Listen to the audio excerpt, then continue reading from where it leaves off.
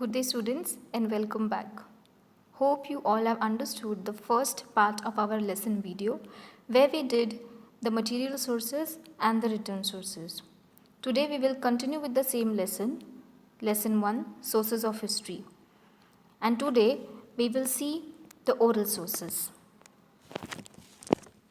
Now, we understand various aspects of folk life through folk literature, traditionally passed on from generation to generation, which means we understand the way of life of a rural or traditional community.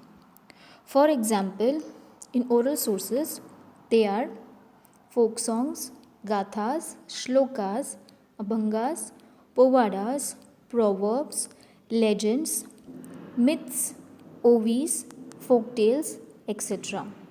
Such type of sources are called oral sources of history. Now history is written with the help of the three types of sources as mentioned here, that is material sources, written sources and oral sources. Even after it has been written down, research on it goes on continuously. New sources and information come to light through these research. Then history has to be written accordingly. We can see that our history book and then those of our parents and grandparents differ to a certain extent. Now, evaluating the sources of history, it is necessary to take certain precautions before using these sources of history. We should examine their authenticity and see which are genuine and which are fake. The quality can be determined with the help of internal standards. We also have to study the integrity of the writers, their personal interests, the period in which they live, and the political pressures on them.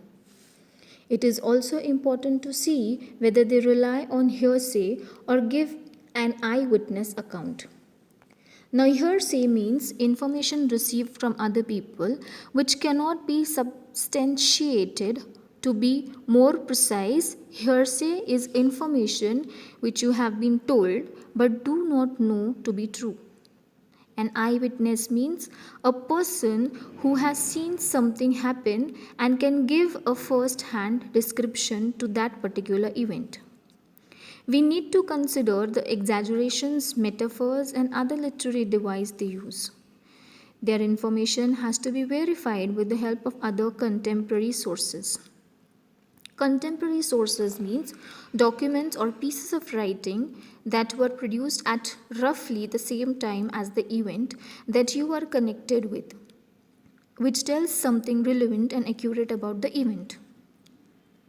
The information may be one sided, contradictory, and exaggerated. It has to be seen in a proper perspective. The sources have to be subjected to a critical analysis. The author's impartiality and neutrality are very important in writing history. So, here we complete with the oral sources as well. Hope you have understood the oral sources. Now, we will just do a quick recap of the lesson. First point we did was history gives us chronological, scientific, and systematic account of the past. Next point was classification of sources into material, written, and oral sources. In material sources, we have memorials, buildings, cave cultures, inscriptions, coins, copper plates, and forts. We also did the point how coins narrate history. In written sources, we have different languages, Bhujapatras, religious manuscripts, treaties, decrees, biographies, paintings, etc. We also studied about travelogues, Tawarikh, and the Bakhar. Then we moved on to the oral sources, which contain folk songs, gatha, shlokas, abhangas, povadas, proverbs, legends, and myths. And finally, we studied about the evaluation of the sources of history. I hope you all might have understood the whole lesson. To understand the lesson more in detail, watch the earlier video of this lesson and this video together again. You can also watch the Diksha app video for this lesson. You will get the worksheet for this part of the lesson. Till then, Thank you and have a wonderful day.